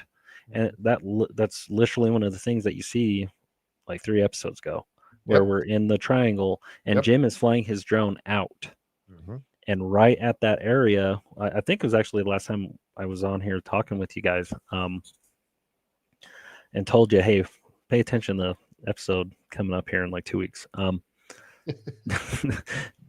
Jim has done that multiple times where he's flying his drone out and there's that issue at that border there. Mm-hmm. And then when you go back from over the last couple seasons, I want to say it was season 4 where we really started looking at this, but it was just primarily in that area above the command center where the drones are going from the Eastfield Canyon towards the triangle and from the triangle over to that Eastfield Canyon location. So we have years worth of data on that path alone. Mm-hmm. And every time you see where those GPS dropouts are in that data, I want to say it's a little bit further from the barrier wall, but there are data dropouts in that location also. Yep. So it's kind of one of those things, again, is this something that there's maybe multiple lines of this, or is that, and then I know there's a little bit more data coming out also from more, obviously, some of these upcoming episodes also. Well, I think people need to keep in mind that you not only need to map what's going on, you need to map what's going on over time. Yes. Because it's transient. Sometimes it does this, sometimes it doesn't. Right. There are times when things work normally, as they should, but they don't always. So it's like you need a fourth dimension to try and make sense of everything. And I've seen this question. Sorry, my contacts are wigging out. From Giselle. Are you going to try and fly different drones? Well, we've had multiple drone platforms over the years, and if you go back to Pete has lost multiple drones out here to the tunes of hundreds of thousands of dollars worth of drones. Like he's had those very steady, they're like airplane drones. They're huge. That was one of the first ones that crashed. Yeah. And telling that story. Yeah. And then some of you may remember just even a couple months ago, we had Bobby Valentine out and Pete. Yep. And we did some live stuff with on the Skinwalker Insider page. Yep. And they had 3 or 4 different drone platforms out there. And there was some very interesting stuff that happened with all of those. And then there were flights that they had that were just fine. But every time they're shaking in their boots, not knowing if they're going to lose their drone or not. Yeah. He lost the uncrashable drone. It dribbled itself up and down on the helipad. Yeah. Yes, it did. And so, we've to answer that question, we have used multiple different drone systems over the years, ranging from, just cheap, anything, ones that anybody can get up to these $100,000 drones. Yep. Yeah. These are crazy. And here we go. And that was where we're going next on this. Yes. It's right up against the barrier, and yet the drone would not go forward. Yep. Come to this barrier. He was pushing the sticks. And again, I trying to make it go in here. It would not go in. And not only that, but it actually got pushed back. But I know you've got a great, you guys went out there to check this out. He said, I'm going to follow the drone. Travis did. You jumped in the Jeep with him, and off you guys go.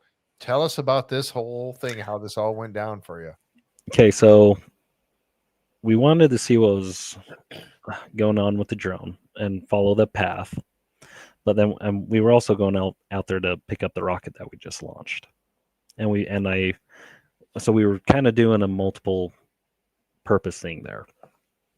And so Travis and I jump in and we start driving down this road. And I have the radio and I just start hearing Thomas and Jim talking to Eric and Pete over the radios, and they're going, something's going on with the drone. And obviously, and like in that viewpoint from what you're seeing, you can see how it's like bouncing.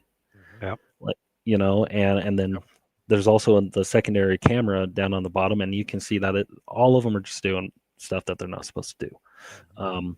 But I just remember we were going, and in that picture, you can actually kind of see where the drill site is, and up further, you can see where the triangle is. Mm-hmm. Yeah, you can see the triangle back here, and that, the drill and then site right and the drill site's right there. So this is all within a very short area, and this is where I think when you go watch the show and you can kind of pay attention, you'll see when Travis and I are driving and then we stop.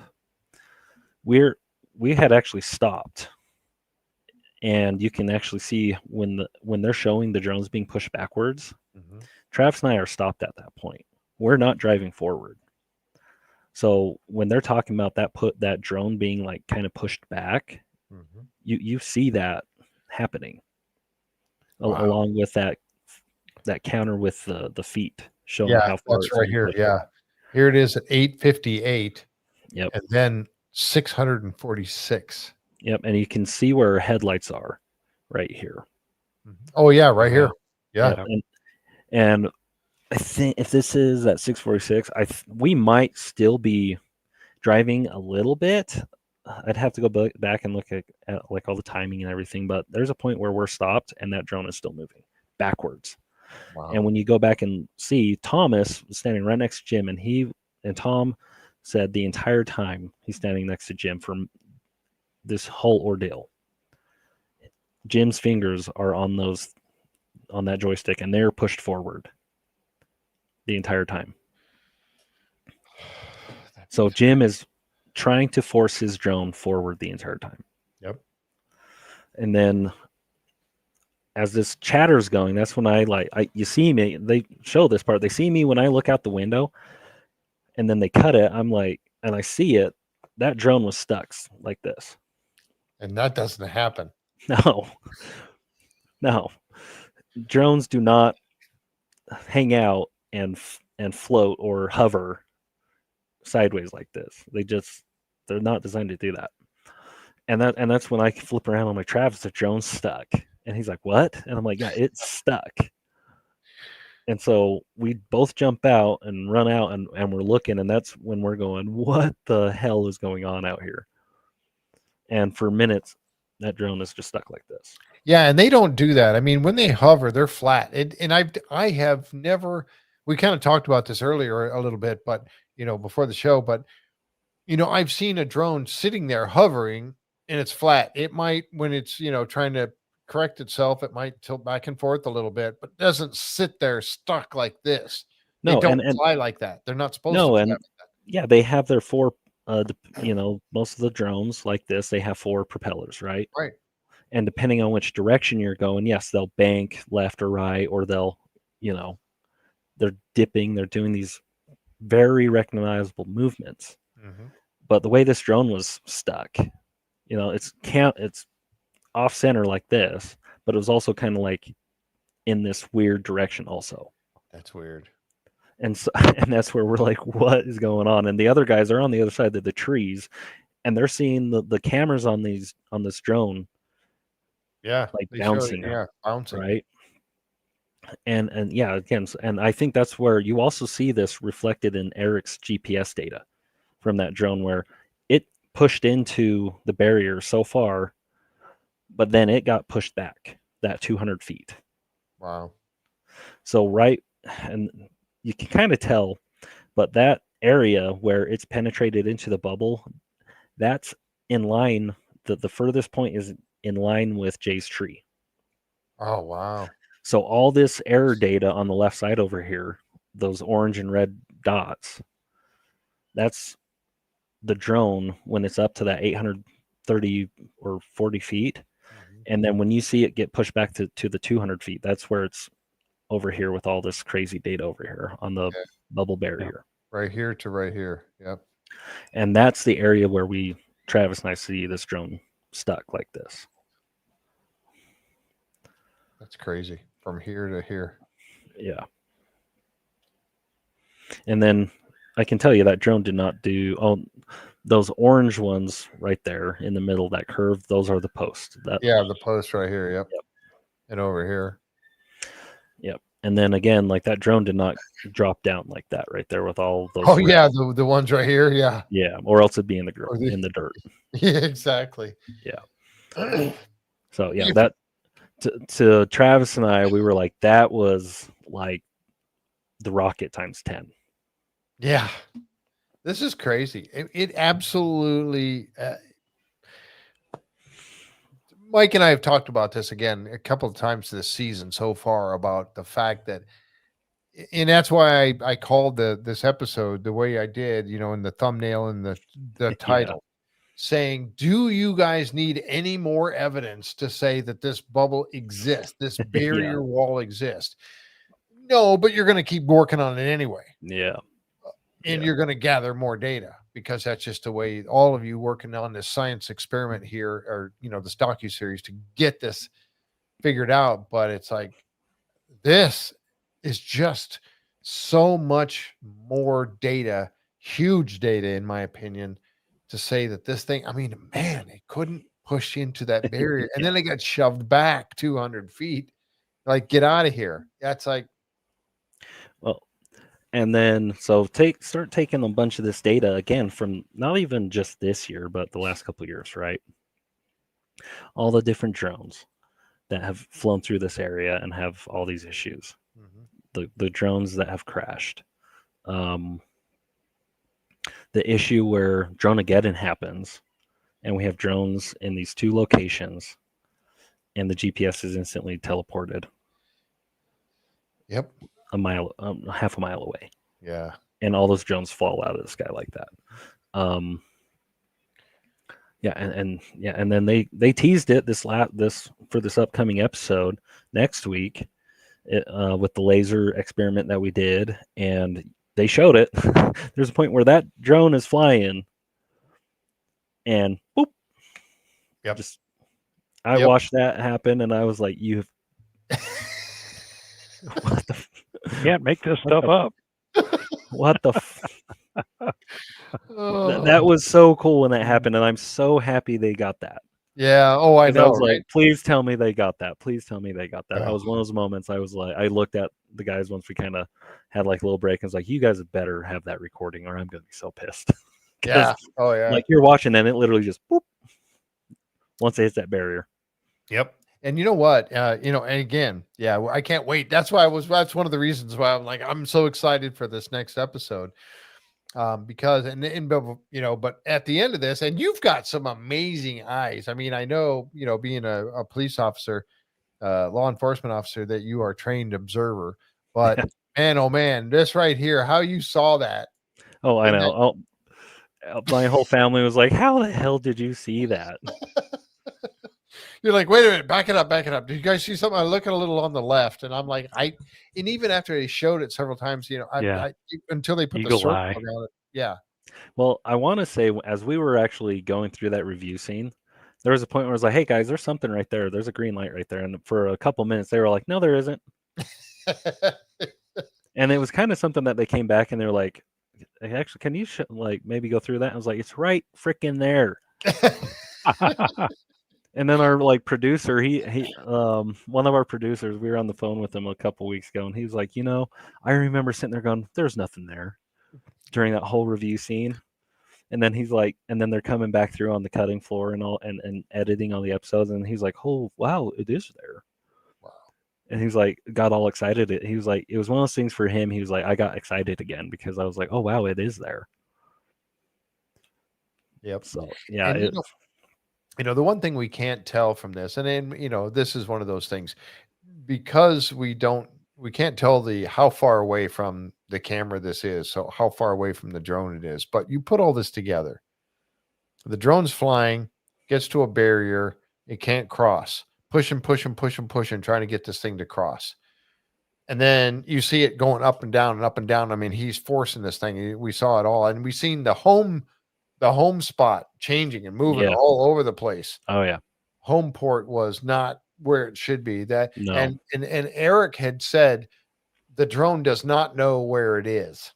He said that during the when you all were in the command center talking about this. And then you find that there is an orb in the area of the drone. What looks like it's in the area of the drone, and the drone gets pushed back 200 feet. Yeah. Now, can we definitively say that the drone showed up there and pushed it back? No, we can't say that. But man, is this just too coincidental? Kaleb, is it possible the light is a momentary reflection of the drone's light on the bubble? Ooh. So I'm happy that Michelle brings this up, because this is, again, one of those things where you don't see all the conversations, right? Yep. Obviously. Yep. So absolutely, Michelle, very possible. That was one of our conversations. Is this a possible something else outside of, say, a UAP or something? Mm-hmm. But one of the other ones is a couple of years ago, obviously we're throwing out ideas as maybe what we're dealing with on the ranch, and things. And one of them is, is it a defense mechanism that we're running up against of something, right? Mm-hmm.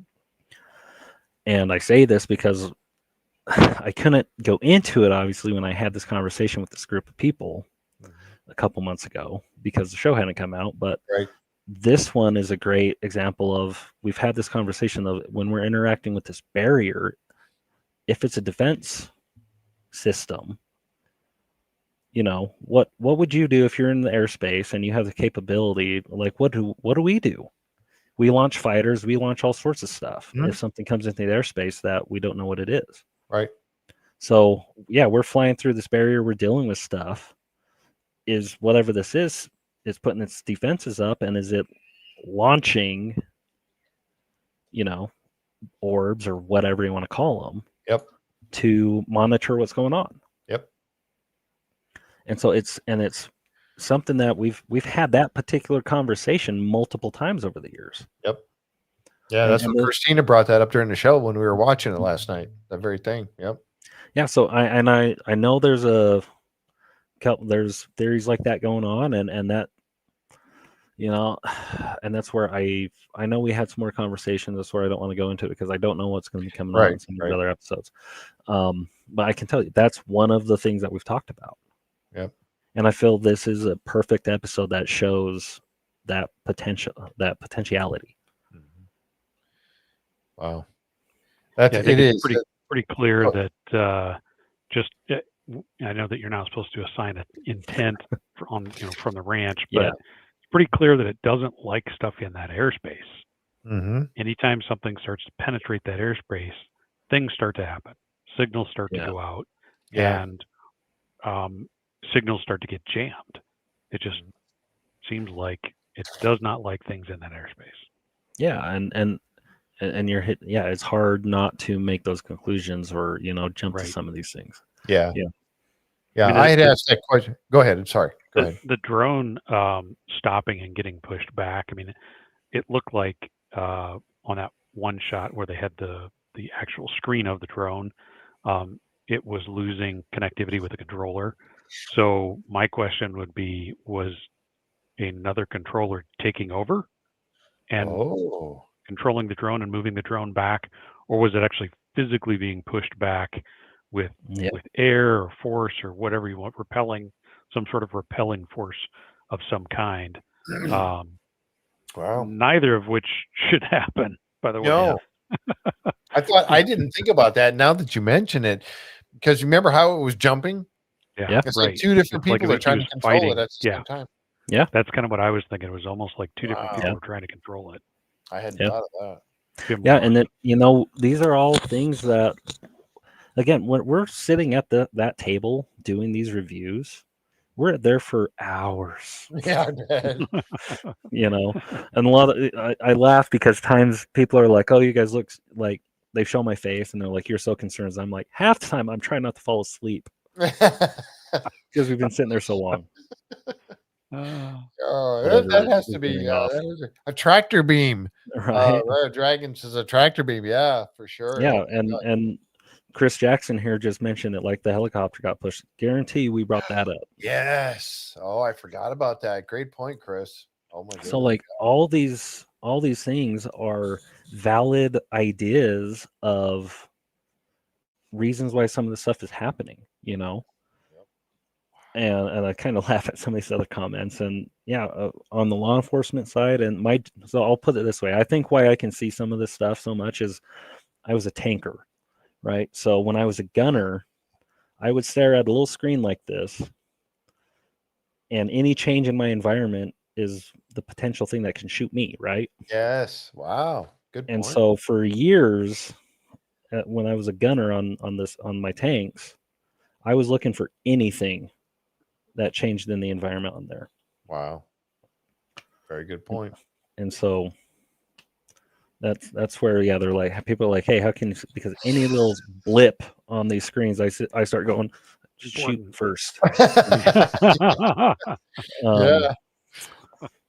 So, and it's and that's how I look at it that way. That's what's out here, what are we seeing? So one of the questions when they had Behind the Gates with Maddie, one of the questions that I had written down here at that time was, and it was my thought about what kind of going along with what we were just talking about, this whole defense mechanism and everything.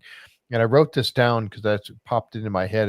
Is it possible that the bubble is, I say the bubble because I don't know what else to call it, hemispherical area of WTF? Thank you, John Nyberger. Awesome. Is it possible that it is learning from your experiments that you guys are doing? I know that we can't answer that question. I know we can't answer, but that's one of the questions that popped into my head. Is it possible that it's learning? Because it seems as though the more we go into this season, the more we go into these experiments, things are changing. It's changing. It didn't seem to affect the drones the way it did. It didn't seem to affect the rockets just the way it did before. Now it's affecting it in different ways. it's almost like it's learning from your experimentation to discover it. And it's now, did it ever push a drone back 200 feet before? Did it ever stop it going in? Is it learning? That was, I don't know. Well, I think a good potential example of it learning is when you go back to, I think this happened 2 or 3 times now, where we pick up a signal and it starts and we move over to it and you can actually tell where it actually looks like a communication signal and it's like talking to each other. Yep. And we get those crazy recordings where it sounds like something off signs. Yeah. Like the clicking and the mechanical. Yes. That's creepy. That's happened twice, maybe 3 times. And there was one where Travis and Thomas were at the Triangle. I want to say this is 2 years ago. And by the end of it, it was kind of modulating in a mechanical electronic voice what they were saying. And it started as just one of those weird, crazy signals that they were listening to. See, it's learning. It's trying to communicate. Yeah. So AI. AI. Yeah, very there much. You go. Thank you, Jenny. and I won't say it was that same season that Travis and I were in the Eastfield Canyon when it first happened. Yep. And we start getting that first, maybe it's season 4 now. Oh my gosh, it's all blended together. Yeah, I bet. But Travis and I are sitting there when that first happened, and we were like, "This is creepy." Yeah. You know, and then that happened with Travis and Thomas a couple weeks later in the Triangle. Yeah. So, and it just makes me think, and this is one of those conversations that this is kind of a little way of veering off, but it makes me think about the conversation I just had with Jim and John and those guys as they brought that up, like the manifestation stuff. Like, we go back and Eric, he wrote a funny story, if you will, or a funny idea. And his whole point was anybody can come up with an idea and put it out there, right? And he came up with the whole idea that if you go back to the Vedic scrolls and they talk about the floating cities and the war that they had and the crazy 7 mass destruction weapons that they had, that was this war between these creators and they created the monkey men and the blue people and the other people got all pissed off at each other because the monkey men are us now, or they put their DNA in the monkey men and that's what humans are. And I remember all that. Yeah. Right. And in that war, Eric, in his little theory or whatever that he decided to just throw out there, was that one of these ships had a massive AI on it and that got shot down, and that's what's in the Mesa. Could it be? Could it be? Right. And so, it's one of those things like, who knows at this point? Exactly. Right. But so all the speculation, again, it's the fun game. Yeah. We all do it and it's awesome. And again, that's where some of our ideas come from of how to do some experiments. Yep. But that's I think why it's really fun being out there. And that's one of the joys of it is we're all this crazy data we're getting. Yeah. Yeah. It really truly is. You know what? And so here we go with what I'm glad to see this is coming back from the next show next time. Yeah. And we have the lasers. The laser space cannons. Yeah. I love the laser space cannons. They're so awesome. I'll tell you, there's some people on the team that are like, if I have to look at lasers again, but then it's funny because we get some amazing data from it, and they're like, dang it. There was a gentleman, and I'm trying to look at his post here. He brought it up on I say gentleman. It's somebody who posted on a comment on one of these episode reviews that we're doing. And he came up with a great idea, and I thought, oh my gosh, this is really, really good. Now, I don't know where these laser space cannons are set up. So the idea, let me finish this real quick, and you can tell. And so what he said was, what you should do what they should do is go around, now that you've established this barrier, this perimeter of the bubble, is take these laser space cannons or another type of laser that maybe isn't quite so intense, put them horizontally and space them around this perimeter, all pointing at the triangle with some sort of like put up that painted 4x8 sheet of plywood up on the 30 feet in the air, and have these things all point at it from different directions around the perimeter to see what happens to the light at that point. So anyway, and I thought, man, that's a great idea. So that's something that I thought, man, that would really be cool if they could do that. Now, I don't know. When I saw this and I went, oh, maybe they're going to do something like that, but I digress. But. Well, I won't go down that road right now. Okay. But yeah, so it was kind of a neat idea. Go ahead. Sorry. No, yeah. So I guess on this one, I'll just tell you, one's near the drill site, one is at the triangle, one is at the Arc, and the other one is in the Eastfield Canyon. Ooh, wow, cool. So we have some inside. Yeah, so some are inside and some are outside.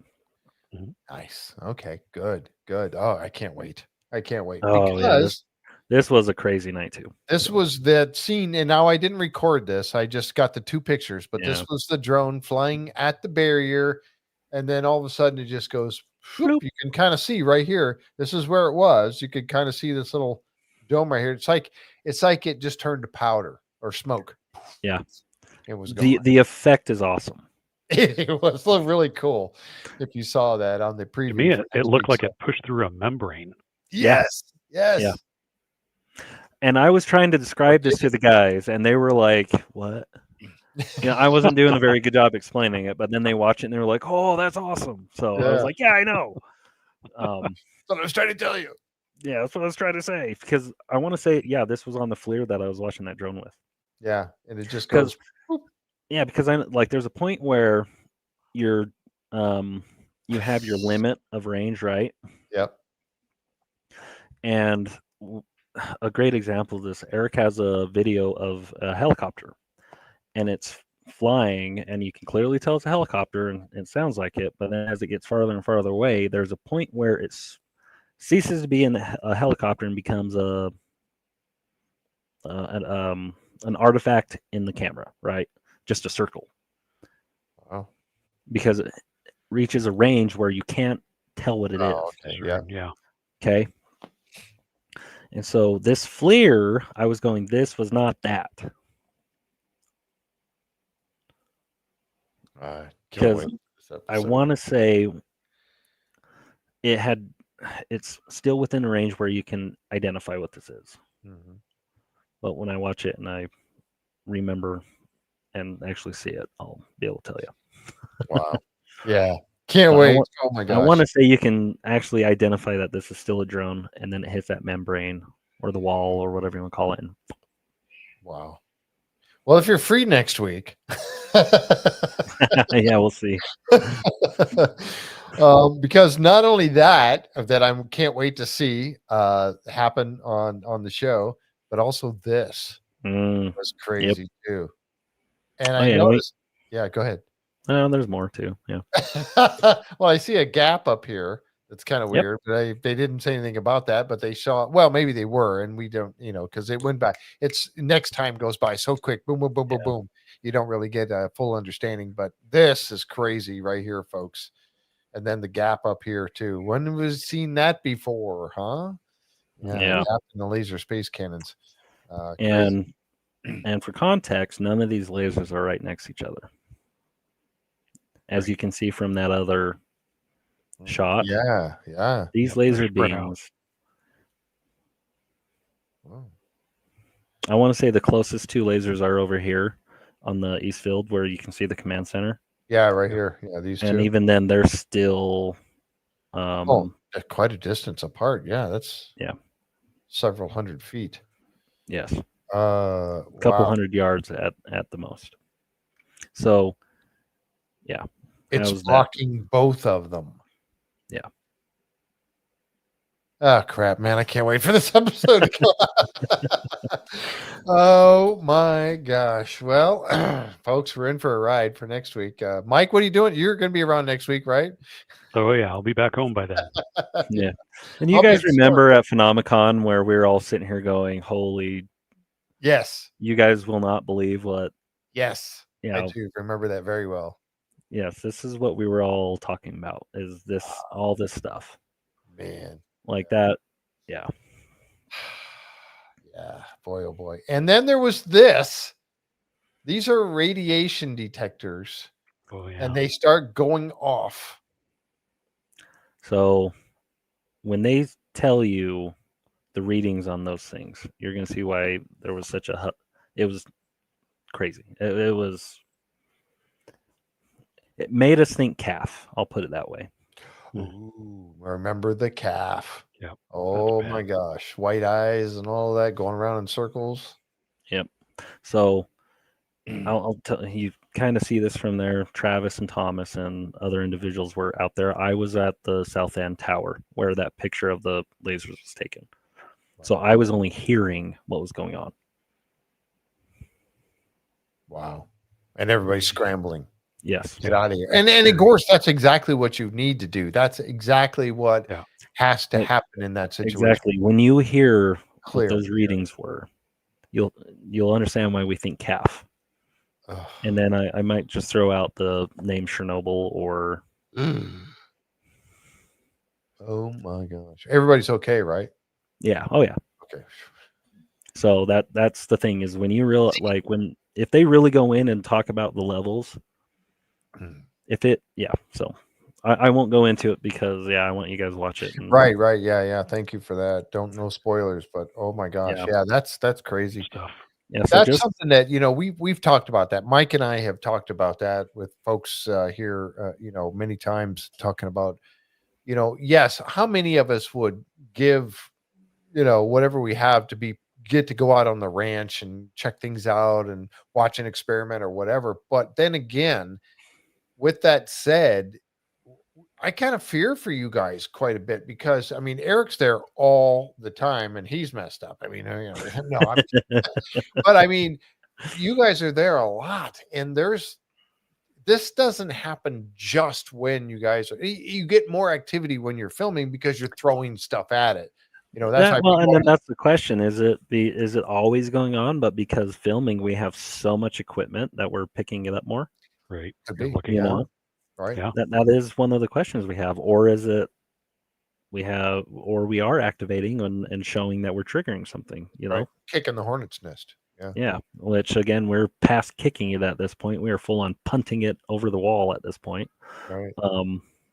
But yeah, it's a great question. It's something we think about all the time, and I guess that's also one of those things. Like I've been in jobs like that's my whole career is being in military and police and stuff. I'm like, I always think of the Generation Kill. I don't know if you guys ever watched that show, but no, I haven't. It's about the Marines when they go into Iraq in the initial invasion, and there's a scene where they're sitting there behind like Humvee, and one of the lieutenants is down there with another 2 or 3 guys, and they're like, everyone talks about safety, and well, it's just a relative thing because everyone back home, they're safe. Well, we feel pretty safer because we're sitting behind a tire and an engine block, and we're getting shot at. No. It's like people look at it completely different. Yeah. What's the level of safety? Yeah, but we do. I think that the majority of us watching this show are concerned for your safety because of things like this. So we'll get to see what this is all about next week. But man, oh man, it's crazy. But and I say it again that I am so sure that you guys are going to come to a point where you are able to, you keep throwing all this stuff at it, all this technology and all this stuff, that you're going to come to a point when you can actually be able to detect it. If it is, static or dynamic, you're going to be able to tell. And that's going to be a breakthrough for science, a major breakthrough for science forward.